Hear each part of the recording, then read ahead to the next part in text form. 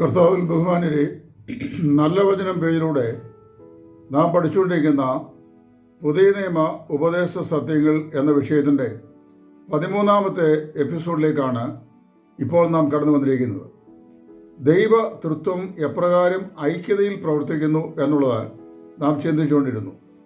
സൃഷ്ടിയിൽ നമ്മുടെ കർത്താവായ യേശു ക്രിസ്തുവിൻ്റെ ജഡാവതാരത്തിൽ, നമ്മുടെ വീണ്ടെടുപ്പിൽ, നമ്മുടെ രക്ഷയിൽ എപ്രകാരമാണ് ദൈവിക തൃത്വം പരസ്പരം യോജിച്ച് പ്രവർത്തിച്ചുകൊണ്ടിരുന്നത് എന്ന കഴിഞ്ഞ എപ്പിസോഡിൽ പഠിക്കുവാൻ ദൈവം നമ്മെ സഹായിച്ചു. തുടർന്ന് അതിൻ്റെ ബാക്കി ഭാഗമാണ് ഇന്ന് നാം പഠിക്കുവാൻ കഴിയുന്നത്. ദൈവം കൂട്ടായ്മയിൽ ഒന്നിച്ച് പ്രവർത്തിക്കുന്നവനാണ്. തൻ്റെ പുത്രനും നമ്മുടെ രക്ഷിതാവുമായ യേശു ക്രിസ്തുവിൻ്റെ കൂട്ടായ്മയിലേക്ക് നമ്മെ വിളിച്ചു വേർതിരിച്ച് ദൈവം വിശ്വസ്തനെന്ന് നാം വായിക്കുന്നു. അതുപോലെ തന്നെ പുത്രനായ ദൈവം നമ്മെ ദൈവത്തോട് നിരപ്പിക്കുന്നു. അതായത് പിതാവായ ദൈവം തൻ്റെ പുത്രനായ യേശു ക്രിസ്തുവിലേക്കുള്ള കൂട്ടായ്മയിലേക്ക് നമ്മെ കൂട്ടിക്കൊണ്ടു വന്നു. പരിശുദ്ധാത്മാവായ ദൈവം, പുത്രനായ ദൈവം നമ്മെ ദൈവത്തോട് നിരപ്പിക്കുന്നു.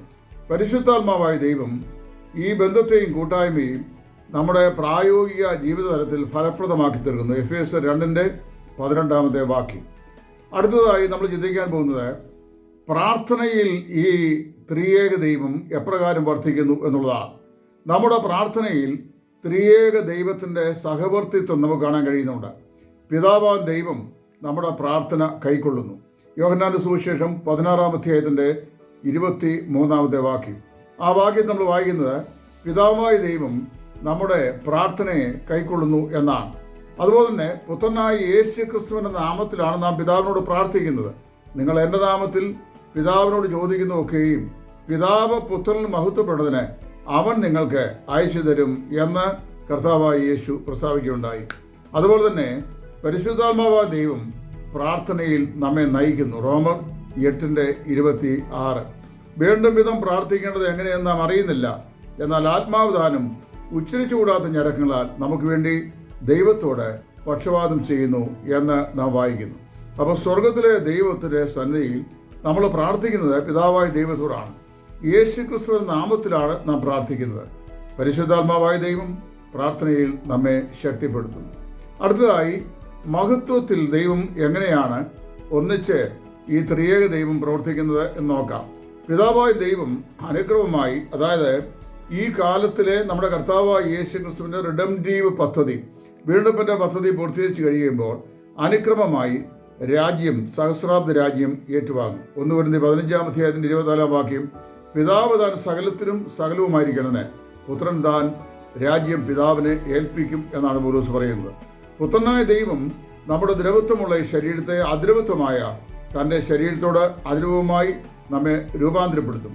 അത് നമ്മൾ ഫിലിപ്പിയ ലേഖനം 3:21 വായിക്കുന്നു.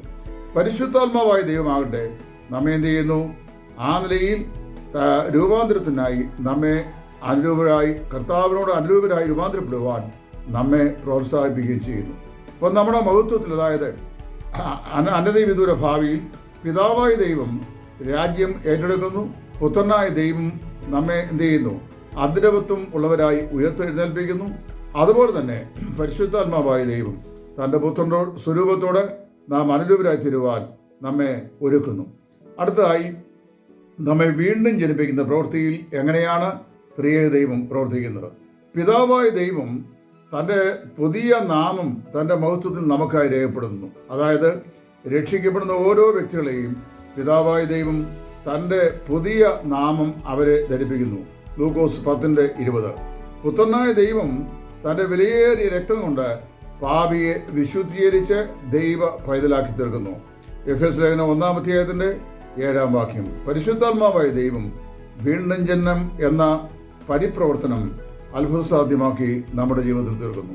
ചുരുക്കത്തിൽ പറഞ്ഞു കഴിഞ്ഞാൽ നമ്മെ പിതാവായ ദൈവം കൈക്കൊണ്ട് ഒരു പുതിയ നാമം നമുക്ക് നൽകുന്നു. കർത്താവായ യേശു ക്രിസ്തു തൻ്റെ ചോരയാൽ നമ്മെ വീണ്ടെടുത്ത് നമ്മെ ശുദ്ധീകരിക്കുന്നു. പരിശുദ്ധാത്മാവായ ദൈവം നമ്മെ ഉള്ളിൽ ഒരു ജീവനെ ഉൽപ്പാദമാക്കുന്നു. അതായത് ദൈവത്തിൻ്റെ പരിശുദ്ധാത്മാവ് ഒരു പുതുജീവൻ നമ്മിൽ ഉൽപ്പാദമാക്കി നമ്മെ ദൈവമക്കളാക്കി സ്വീകരിക്കുന്നു. ഇങ്ങനെ അനുഗ്രഹിക്കപ്പെട്ട ദൈവിക തൃത്വത്തിൻ്റെ സഹവർത്തിത്വത്തോടുകൂടിയ പ്രവർത്തന ശൈലി പുതിയ നിയമത്തിലും പഴയ നിയമത്തിലും നമുക്ക് സുദീർഘമായി കാണുവാനായിട്ട് സാധിക്കുന്നുണ്ട്. ഈ പഠനം നിങ്ങൾക്ക് ഏവർക്കും തുടർന്നും അനുഗ്രഹമായി തീരട്ടെ എന്ന് പ്രാർത്ഥിക്കുന്നു.